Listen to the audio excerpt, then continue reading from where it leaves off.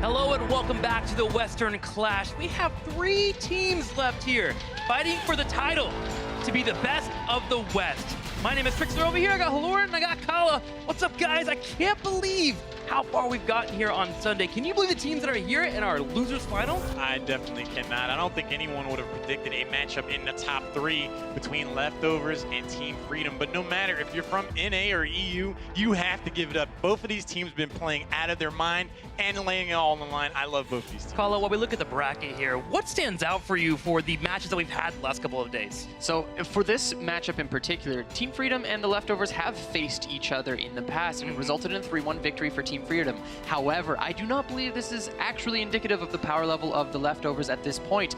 During that series, we saw the Leftovers allowing Team Freedom to get the Medivh constantly, but as we just saw, they're not willing to do that anymore. I think this is going to be a completely different series. I agree. Leftovers seem to be out of their element during that match, and I expect them to be fully on point for today's match. Here is what's happened so far today. Earlier, Dignitas shut down Team Freedom with a 3-0 and made it to the grand finals. Afterwards, Leftovers and Method. Boy, that was a best-of-5 series. Leftovers barely able to pull forward and get the victory, and now we have them here for the rematch against Team Freedom. Who do you think is going to take it, Haloran? I was talking to a few folks in the audience between a break, and I said that I feel like Leftovers are consistently more clutch, but Sure. Team Freedom, they evolved in the late game. Both of these teams have definitely saved their core in really critical moments. I do think that Team Freedom has everything in their power to take this series. Team Freedom seems to prepare for their matchups. One of the things that I enjoyed against Team Leftovers is they shut down Mopsio and DAB, some of the star players that are here on the Leftovers. Yeah, definitely. For Team Freedom right now, looking at Nasmus, he's a star player on this team. A lot of shot calling from that off lane. He has definitely stepped it up, dying very little, performing extremely well. All the members of Team Freedom at this point have really, honestly, just stepped it up at this tournament. Previous tournaments, they haven't really been seeing that sort of success, but that's a different story this time. I saw these guys hanging out watching the previous match, and I was thinking what I wanted to say to them. I wanted to say, like, you know, you guys are doing great. Do everything you can, but I decided to say just have fun. You didn't say Murica? Merc. I just said to have fun because the most exciting play, some of the best play we've seen out of them is when they're just relaxed and they're just having a good time. Both of these teams have made it this far on that principle, so I hope they just continue to have smiles on their faces. This is honestly the perfect environment for them as we head into the losers finals with this NA crowd cheering them on consistently. They have all the support for them, but on the other side, the underdogs of the tournament did not expect them to come this far, but here they are. Linked has been killing it on the support role. His Deckard Cain in particular has been a highlight for the tournament. Massive playmaker on those supports. Honestly, I thought it only existed on the Deckard Cain, but it exists across all supports you put this guy on as well. We got Mopsio there banging his chest like a gorilla. We hear the NA crowd cheering again for the Leftover. They've just been so fantastic to watch. Mopsio, big playmaker. Watch him on that warrior role. For me, I know both these teams have star backliners. I mean, obviously on one side you got Lutano, on the other side you got DAB. But the story for me in the last couple of matches has actually been that front line. Over on Team Freedom, Nasmus and Zugrug, they work so well together, hand in hand. They are on the same page. And the same can be said here on the right side. Mopsio and Body Boss have been destroying in their matches. Nasmus becomes a superhero with a 0 ping. He's been proving that over the course of this entire tournament, but the evolution of Zugrug, like you said, has definitely impressed me. He hasn't always been known as a really top tank in North America, but he's showing up big time and being very aggressive when his team needs him to be. All right, so let's go ahead and get ready for this match. The Battleground is ready here. In the first game in this best-of-5 series, we are heading to Tomb of the Spider Queen. Team Freedom coming in with a choice, and they've chosen this multiple times in this tournament. They believe in their game plan when it comes to Tomb of the Spider Queen. I think they feel very comfortable on this battleground. I'm a little concerned for both of these teams on this map in particular because Tomb of the Spider Queen can be a very snowbally map. Yeah. Over the course of a best-of-5, if you lose out on Tomb of the Spider Queen early and you're just playing defensive for 5-6 minutes and you lose the game, how does that help you out in the game number 2? The confidence could be weakened. Call it draft is important for me here. If Diablo gets picked up on this battleground, it feels like he shuts down teams here. Absolutely. So much geometry on this map, especially over the turn, and I think he'd be a fantastic pickup for either of these teams things. The main thing for the leftovers, last time we saw them on this map in particular, I felt that they kind of got choked out when it came to their range. We saw the gray main pick up, and it didn't look as good as it could have. So I think that they're going to move into this matchup a little bit differently. We talked about the Medivh instantly banned out by leftovers. Love how this is starting right away. Leftovers are not going to allow for the flashbacks to hit them here. Going to be having a ban on Medivh. The instant response on my Ev. A huge play for Blackitney. And then over on the left, Linked is going to be banned out. Just kidding. Deckard Cain. Seen him so much on that hero. Just straight up calling there. And there's that Diablo ban that we were expecting for. So leftovers, first pick coming in. What are you expecting to see? They're going to go ahead and answer that one right away. They came in here with a plan. No. I was not anticipating going Alexstrasza to start the draft out.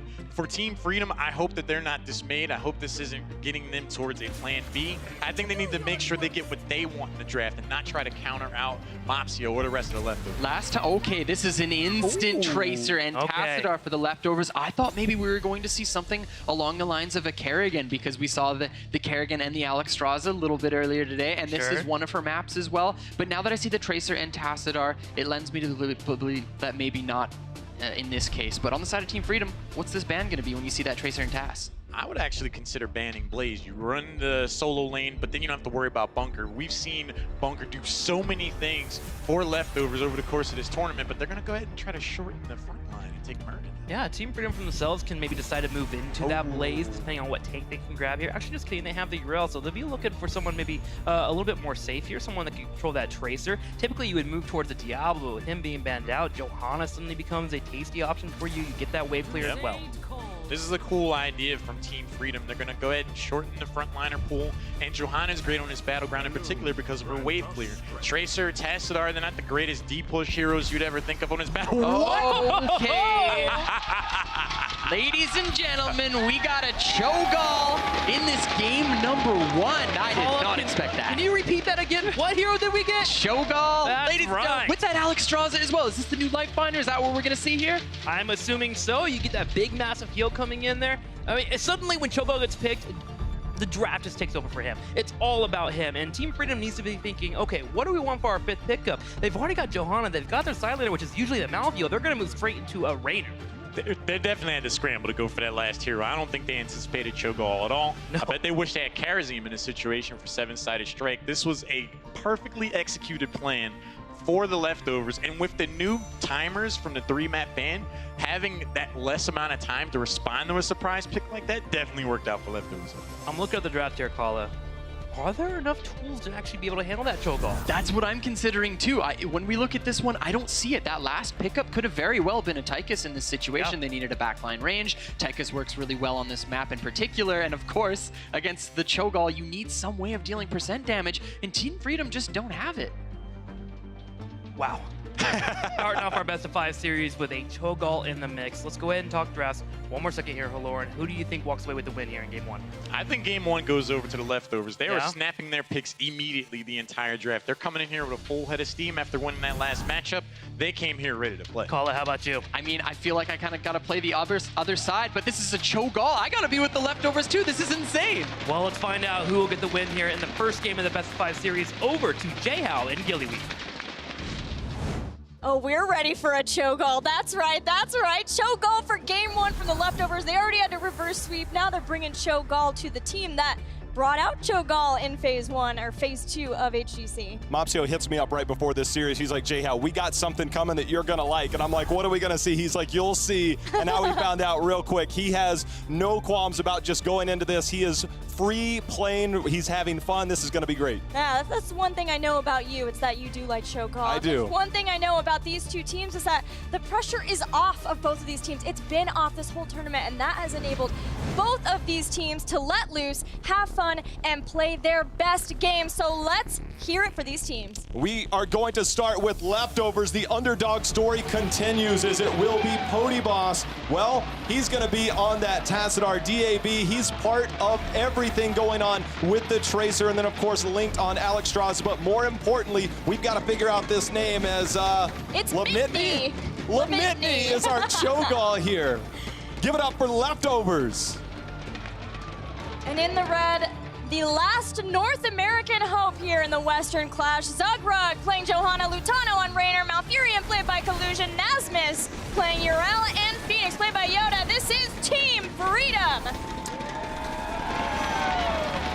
every morning it seems like Mopsio's at the same breakfast time that I'm at, and he constantly, we've talked about the Cho'Gall picks in the past, and that's why he knew I love this. And they came in with a strategy. He knows he's criticized some of the same talents. He's like, wait a minute, but he's having a tough time getting out of here. Cho'Gall is actually going to be first blood, getting bodied right there. Cho'Gall, he's thicker than a bowl of oatmeal. He ain't getting out of there. Cho'Gall is Cho'Gone and back to the base. That is a double kill for Team Freedom because they were able to get that. A pulse bomb on the back of that, nearly got a kill on Malfurion, but Collusion stayed alive, had the heals, stayed safe.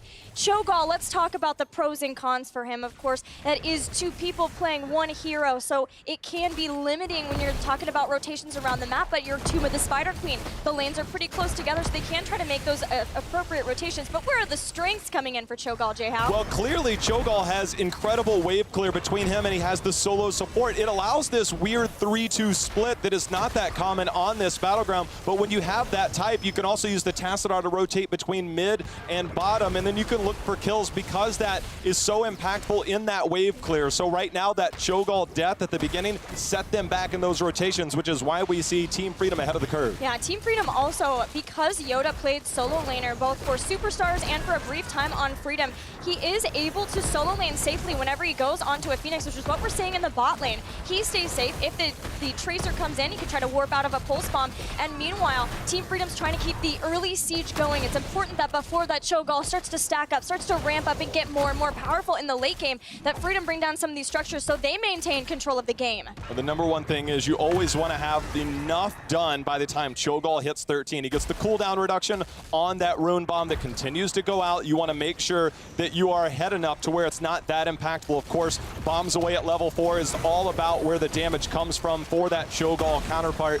And you go through, you land those bombs, the explosion on the enemy team, and it ramps up. It's an infinite stacking quest, but more importantly, post 20, it goes out further, faster, and then you can start targeting those backlines. And the analyst has mentioned it. There's not a lot of possibilities for percent-based damage until much later in the game. We've seen a lot more Templar's Verdicts. That will help at 16. Similarly, Phoenix and Raynor at 16 both can get some percent-based damage, but they need to get more done before that. They cannot rely on just getting those talents. Team Freedom have to be aggressive, have to make these rotations, have to run circles around Limitney and the rest of leftovers. The hardest part, I think, for Team Freedom is simply going to be, can we survive the onslaught? We know that the damage is there, and then you also have DAB on Tracer, his best hero, but for Mitney here, obviously getting on those healing points, you have the penetrating round from Raynor, you have the hammer knockback from Yrel, and every time you get on those points, it will be difficult to stay on those points for some of that key healing pre-level 10, where I think we can expect Lifebinder. Oh, Lifebinder with a Cho'Gall, that you transfer your percentage-based healing to that of the heal, unless you're the one that's low and then you get the percentage up, but the idea is not that way. It is way more so to be able to heal up this huge health bar that is made so big because it's 2 people within 1 hero. And the Q build already shows us it's very likely to be that, because this Q build for Alexstrasza allows her to try to keep her health of a very high thanks to Life Blossom when she gets that at level 7. Right now, this will be the first turnover for Team Freedom, and we've seen Yoda sniff out this siege camp. DAB did use that pulse bomb on one of the siege giants for better clear. Podyboss is going to come over, provides the shield. Yoda, see if he has that warp out in time. Pulse bomb is going to be there. Yoda, that is one way you can do it. Does not get the parting gift on there. That's a fancy trick, is when you get that pulse bomb on you, you can warp out of it. You are invulnerable. Basically, you're disappearing at that point. Perfectly played by Yoda. But DAB knew that too. He was trying to bring down the health bar long enough to force it out early. Not being able to get that, then trying to get the parting gift. Had that connected, losing Yoda would have been a detriment to Team Freedom in the largest sense, because they want max damage done with these web weavers. They want to start snowballing this map by taking down structures with this web weavers, getting control of every single lane thanks to the strong push that they've had in a lot of these lanes, and then rotate back out and turn in their gems. This is a very early turn in though, so they're looking to get aggressive along with it so that they can get them closer to 10, because behind this they don't have a ton of gems. They sacrificed to get this so early so they could open up this map. For Team Freedom, this is a success on the first turn in. Cho'Gall does have good wave clear, very good wave clear post 13. Tassadar still working on that Psystorm quest, and that really comes online at 16 when you get that Psionic Echo. So beyond the 13-16, those 2 heroes alone can prolong this game in ways that other heroes can't. But for now, Team Freedom, they continue the aggression, they continue to move forward, they knock back this Cho'Gall over and over. Mitney going in, but getting rooted and stunned and everything else along the way, having a difficult time. Dragon Queen is out, Gilly. Well, the pressure there did keep Team Freedom up, and now DAB moving in, gets the pulse bomb and the follow-up damage. That'll ramp up post 10 when he can get Quantum Spike too, but for the moment, it does force back Team Freedom, along with that Dragon Queen, so that Leftovers can keep that fort alive. That keeps some valuable experience away from the hands of Team Freedom to get them closer and closer to those heroic abilities. Leftovers have enough gems for a turn-in, but they're choosing to be pretty, just trying to respond. But now finally being able to get the gems in is a welcome reprieve for Leftovers. It's not too often do you see it this situation. It's almost like stopping the early bleeding before it becomes an open wound that you can't heal. And so getting this will establish some map control, get you some experience back. You also siege up incredibly well with Cho'Gall for Blakitny, only 3 stacks on that level 4 quest. So they need to find more stacking opportunities here as now the Web Weavers have landed. They're gonna see if they can find just that. With a Phoenix and bot up in the mid, you see Johanna there too, and then a tri-lane to defend in the top. Nasmus is just clearing space for Lutano and Collusion to clear out the Web Weaver without taking any structural damage here. Johanna being attacked by the Task Tracer in the mid is going to allow for them to get some more damage on there, but Team Freedom are so close to heroic abilities, and now clearing out top should allow for the rest of Team Freedom to rotate to this mid, and Leftovers need to be cautious with those heroics online. See if we get the Rainer's Raider or that Hyperion. One allows you to siege up differently than the other, but that Rainer's Raider, when there's only that one target, does allow you to maybe give a little extra pepper towards that Cho'Gall. Right now, Team Freedom sitting on enough gems for another turn-in. Looks like they're getting in position to potentially prep for that. See if they can get that as you are now able to turn in. Twilight Dream instead of Tranquility, there is a lot of damage that comes out from a Cho'Gall. Constant poke because there is no mana. It's just how fast can you shell out those abilities. But with a Tracer diving around and how much DAB has been trying to utilize the focus on the Limitni Cho'Gall to get in and get a kill on Collusion. Now Collusion has a tool of his own to try to silence her and maybe allow for the rest of the team to turn around and focus down DAB. This approach to defend mid, they're giving up that top fort, which has fallen. That minion wave continues to push in further. They're trying to defend mid as best they can with this camp. They captured it maybe too early, but now with level 10, we now have Twisting Nether. We'll see how this plays out. We also have the upheaval here to bring those in. Not the Twilight Hammer, but when you're trying to get those ranged onto you, you might find a Twilight Dream, but if you can get later game, then you can find those blow-up kills. Yeah, that's quite a difference from the 2 Cho'Galls that we had in North America in the first part of this phase before the Western Clash. We'll see how that works out for Leftovers and how much Team Freedom gets done with this siege, because they are hungry to take down some of these structures here. They get the front wall ahead of this keep in the mid. Down on the bottom, Tassadar was clearing out, using that Psy Storm to just free clear that so that they could have 1 fort left. Team Freedom, though, are going to make the swift rotation down to this, and an aggressive one, too. Cody Boss does have Dimensional Shift, also took Archon, so he has that escape ability if needed. Right now, we'll see if they try and pull the trigger, and they do. Here comes the upheaval. The Twisting Nether is out. Collusion, he's caught, does get the Twilight Dream out, but he will be the first to fall. The salvo out in return, but there's the Lifebinder, helping to keep Limitni alive as well as Link. They continue the assault, and they're trying for more as the Dragon Queen is out. I want to highlight Link's positioning. It's crucial that he avoided the Purification Salvo. He wants to make sure to keep his health bar up so that the healing, the big percent healing goes to Limitni, allows him to keep fighting over and over again, but a great upheaval to get on Collusion. There's no ice block. There won't be one even as Team Freedom approach 13. Just possibly some more movement speed. Something to keep in mind for Collusion going forward is that upheaval. See how this goes as Leftovers moving towards the top turn-in, seeing if they can find it elsewhere, but Malfurion has made his way back onto the battleground, but more importantly, 13 picked up here by Team Freedom. So we'll see Leftovers, they'll fall back, try and reestablish that map control, get those lanes pushed back out, see if they can find another opportunity, as now they're going to chase 13 to move back forward with this aggressive composition. And again, 13 Gilly for Cho'Gall in the defensive side of things in particular. Very, very strong. Update on the Cho'Gall stacks, only 6 stacks still. Not doing so great, focused more on the wave clear than it is hitting those heroes. Yeah, and I think that's a testament to Team Freedom being able to run circles around Leftovers, moving back and forth, being very structure focused. Leftovers did get that one fight in the bottom that netted them their first kill of the game, but they're hoping for a whole lot more and hoping to stack that up. Team Freedom just give up the Giants. They were posturing around this bottom lane, but for them, it's about trying to keep the lanes pushed if they can. Now Lutano, though, DAB's here. Blessed Shield does connect, forces out a recall right into the clutches of Lutano, drops down the pulse bomb and gets away. Here comes Cho'Gall, though, bringing in 2 members. There's going to be the Twilight Dream. Lutano staying alive for now. The silence still in effect, but now Lamitni is online. Lifebinder is here again. Still no 13. So we see the fireworks starting to dwindle. DAB looking for an opportunity, but still no pulse bomb to really get that dive in. A recall probably still not off cooldown. It was a great Twilight Dream after the upheaval to try to staunch Leftovers from pushing further, especially since Lutano was caught with a fairly low health bar, pretty bruised at the start of that fight, but all of Team Freedom to disengage there. Now continuing to hang around, deny the turn-in of Leftovers, but Team Freedom are in this awkward point where they are almost there to a turn-in, but not quite, having enough gems, just a little bit more, and then they'll have that, but Leftovers will be able to hit 13. That's the key part for them as the Rune Bomb continuing to go out. The play around this 13 is picked up. And for Cho'Gall, this is where you start to see the strength really shine as they hold their positioning. Lamitni sitting on 34 of those gems, continuing to start to stack up. Here comes the upheaval again. See if they can get the damage. Pulse Bomb onto Collusion. No more Ice Block for Malfurion as he's going to be the first to fall as they continue their assault. There's no way to make it out of that one. That is for sure. With Collusion down, no supporting of Team Freedom. They have to go back to base, tap up, and hope to deal with the Web Weaver phase that Leftovers have earned off of their consistent fighting.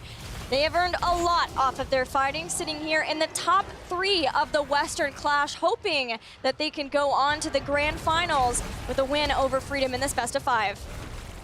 Now we'll see if they can make up this experience deficit. Again, sieging up will be a strength of this Cho'Gall, but the defense of this camp, this bruiser camp, is here. The cooldown reduction, you will see bomb after bomb when they are stacked up like this. And here comes the fight. Lamitni, they're standing, holding their ground. Heroics just about here. See if they try and rip a fight here in the middle of this lane. It's Nasmus, a team they're trying to hold strong. Upheaval has just such a huge range. It's difficult for Collusion to keep healing his team up. He has to hit those Moonfires with the regrowths to be able to heal him up, but also needing to stay safe from that. And then on the other side of the fight, if he avoids the Upheaval, then he falls victim to a Pulse Bomb with DAB always threatening as that Mosquito. Charging in, Nasmus has an Avenging Wrath out. We see the Upheaval, it pulls the Collusion into the clutches, and an immediate Pulse Bomb will take him out. He uses Twilight Dream, and that does set up for maybe Team Freedom to turn this around. Lifebinder doing its job again, Nasmus holding point. But now this will be Lamitni and team going forward as the Rune Bombs continue to start to pepper away. 12 stacks now, so things really starting to come online. Also has completed its level 7 quest, has Gall to make sure and have that cooldown reduction on Shadow Flame that pairs very nicely with that percentage-based damage at level 13. And even having Life Unbound, it is a pretty common pick for Alexstrasza, but especially so given that it is percent-based healing, helps her try to keep Lamitni healthy. And between that and the cross-supporting of Tassadar, even with things like Purification Salvo, even with Twilight Dream, really health bars are not getting into any place where Team Freedom are even able to hope for a kill now in this late game. And I'm fearful for Team Freedom now that we've reached the late game. They weren't able to take down any keeps. Where does the change happen for them, if anything? It gets much more difficult, I can tell you that much, because even if Team Freedom does get that turn in, those 16 spikes between the Tassadar and the Cho'Gall are now fully in effect. Also, when I had talked to Mopsio earlier this week about the level 16, he said, I don't even care that the Unstoppable was taken away from the Surging Fist. I like Molten Block, which is what he's picked up here today. So much cross-supporting survivability for Leftovers. Team Freedom puzzled, perplexed by this Cho'Gall issue. They themselves have played the Cho'Gall. They know the strengths of this composition, but I don't know what it is going to be that allows them to find the answer. They have the Blessed Shield out on DAB. Now we see Yoda going in with the Purification Salvo. Lifebinder's there, Nasmus But he's pulled in, Gilly. Yeah, he does. Nasmus has still been staying alive with his Vindication, his healing, and the healing of Collusion. But now Pulse Bomb, Yoda warps away, but DAB is right there to follow him up, getting a second kill. There's going to be the Pulse Bomb, make it 3, and Leftovers picking up a head of steam. Now find themselves a full level ahead. They're sitting on gems, enough for a turn-in, but first they're going to make a detour as they start the boss, and this will allow them a chance to really push down that top lane. The entire time that bottom lane, those Siege Giants were piling up along that, so map control, structure control, definitely in favor of Leftovers. And with this style of composition, with the silence and what we've seen so far, this might be an opportunity for Leftovers to try and end this game early. Rune Bombs, Pulse Bombs, Leftovers have it all. They are dropping them on Team Freedom, getting the triple kill there, getting a boss. They have the Web Weavers to try for this push, and the map is exactly the opposite of the early game. Every lane pushed to the advantage of the Leftovers now as DAB completes the turn-in for the team. And they can move on along with these lanes, along with the boss too. Having the Web Weavers right behind this is beautiful. Just push out the lanes. This is a setup for potential endgame. That bot lane and top lane will be under assault. At worst, they get maybe 2 keeps out of this. At best, they get 1, but now we're gonna see if they can turn that as there comes the Bless Shield. In comes the Salvo, the Life Binder, not enough to keep Alex Straza alive. So a perfect counter so far for Team Freedom. A lovely front flank, but even still, there's a double kill as Leftovers turn this around, taking out Phoenix too. They're taking him down, dropping like flies. DAB deep in the lines of Team Freedom as he brings down Ural, and Zugrug, the lone wolf from Team Freedom, is brought down. A 5-man team wipe for Leftovers. And now that is going to be the victory march. 20 picked up, Cho'Gall survived. You don't need Alex Straza when the rest of Team Freedom is dead. So Cho'Gall coming out here in game number 1. Leftovers playing as if there is nothing to lose as they take game number 1 here in this lower bracket final. When we came into this Western Clash, there were so many weird things, even things like, Team Fnatic not making it here. Endemic, Octalysis and Endemic very close to who would be qualifying for this event. And then Heroes Hearth Esports dropping to the underdogs, the extreme underdogs of the Leftovers. But since then, the Leftovers might have dropped to the lower bracket, and some things remain the same. That Team Dignitas looks pretty darn good, and Mopsio is inspiring to his team. They get game 1 over Team Freedom, North America's last hope. We also had DAB, 7 kills, 0 deaths, most hero damage for his team, so getting 2 power plays on their part. But to break it down more, we're going to send it back over to Trixler and team back at the desk. Well, that's a way to start your series, bringing out the Cho'Gall and shutting down your opponents. I gotta ask you about Team Freedom Call. I'm coming to you to the left. When you start your series with that, and you face off against Cho'Gall, and then you get shut down that heavily, how do you respond to that emotionally? Emotionally, you just have to forget about the game. Honestly, you have to take the next game and just pretend it is game number 1, because you cannot let something like that affect you that heavily. It's very, very important to be able to reset off of that. Gotta agree with that. Going into game number 2, what do you do? Do you predict for this Cho'Gall? I'm assuming we won't see it again in the draft, but it is something that really did throw Team Freedom off the rocker. If I would echo it, Kala, you just have to forget this game if you're on the side of Team Freedom. For Leftovers, though, I'm wondering how many tricks they still have up their sleeve. Mopsio is pretty much EU's Mega Man. He just seems to take the best power after he defeats a team. He gets the amazing team fight capability from Heroes Hearth Esports. He takes down Method, and now he's got these crazy drafts. Also, this team just continues to evolve in his tournament. What I enjoy about it is yesterday we had Latano on the interview, and they mentioned, okay, we did a lot of research on Leftovers, and we realized they have about 22 heroes in their hero pool. So you come out in game number 1, and you're like, hey, here's a near hero for you to look at on silver platter here, and they get the victory. So it's cool to see that. Is there any major moment that you thought was a little bit too difficult for Team Freedom to answer there? It felt like Collusion in particular had a hard time. He definitely did, especially considering the fact that Malfurion no longer has the ice block. Malfurion basically had to play super far away in order to not get engaged on. But this is the point that I did want to look at, because Team Freedom at this point had established such a substantial lead. They're almost level 13 at this point right now. Tracer is located in the top lane, and Team Freedom know that. They rotate down bottom, and this is the play that actually started getting Leftovers back into the game. We move forward, they take a look at Potty Boss, realize it's not really worth it, but this is so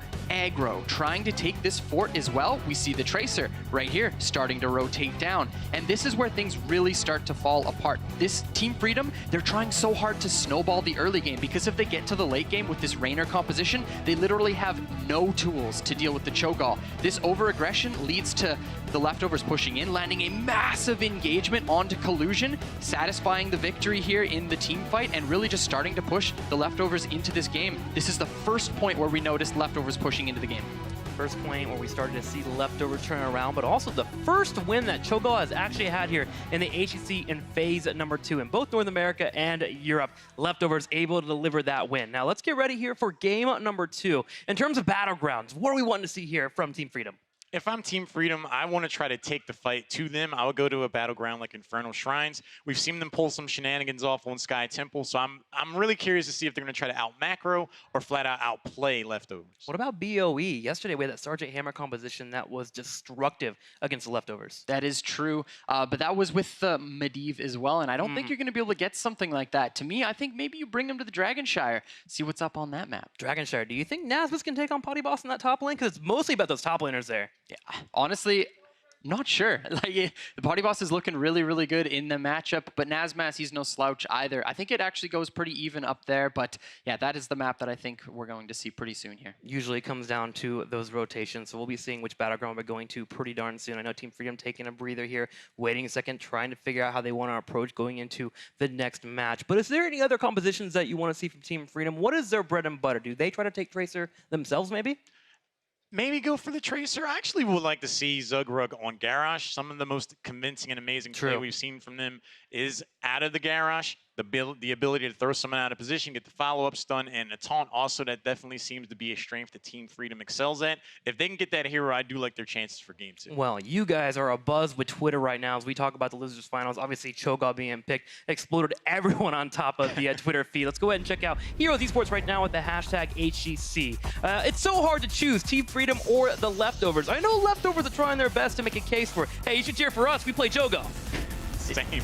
It's very difficult. Even as an NA representative, I'm over here, I'm like, Team Free. Cho'Gath. Yeah, like Maybe one game. They look so good, and they're just so fun to watch. Love this team. Well, from Faded Music, a Team Freedom versus Leftovers rematch time. They're both looking so good today. I'm not sure who will win. I don't know either, man. Going into another tweet. Woo!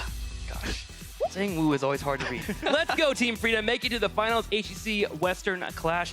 If Team Freedom was able to make it to the grand finals, it would be North America versus Europe, and that would be an exciting way to end our entire weekend. I think that would surprise a lot of people. If you look at the objective numbers, if you look at the history between the regions, I think a lot of people expected from the top 4 on to pretty much look like another week of EU HGC League play. But Team Freedom has definitely shown up big time. I think this is the dark horse of NA for sure. I don't think anyone expected them to make it this far. But as long as they keep the pressure off of themselves and they keep smiling, I want to see how they're looking as far as morale goes going into game 2. I think we could see EU versus NA. So what's so fantastic about both these two teams is the fact that they've had a change up in mentality moving into this entire tournament. Both of them. Team Freedom, the last Western, they were saying like they entered into it being very cocky, and then they have issues. But now they're very humble. They move into this tournament and they perform very well. Leftovers, same sort of thing. It seems like this is like the battle of level-headed teams, and it's fantastic. That's something that's great to have in your own play yourself. So think about that here as we head into game number 2 for our Battleground in this best of 5 series. Leftovers currently up 1-0, and they actually select Battlefield of Eternity. Team Freedom will walk away with the first pick. I like this choice for Leftovers. We've seen them play this battleground a few times over the course of day 2 and day number 3. They seem to be able to handle the immediate race really well, but there's also the long con when both teams are just kind of standing around. Their macro play, their ability